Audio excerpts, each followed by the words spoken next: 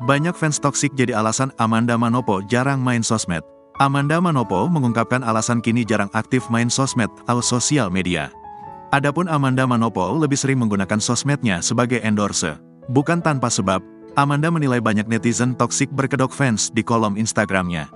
Inilah penyebab kenapa gue nggak mau main Instagram, nggak mau main sosmed, tulis Amanda Manopo di Instagram story eksklusifnya, dikutip Selasa, tanggal 16 April tahun 2024. Terlebih banyak netizen yang menyebarkan kabar hoaks tentang dirinya dengan lawan mainnya di sinetron Ikatan Cinta, Arya Saloka.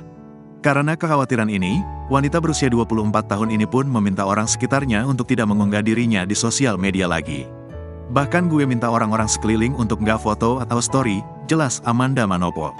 Pasalnya dari unggahan temannya itu ataupun dirinya banyak netizen yang mengaku fans justru menyebarkan informasi palsu.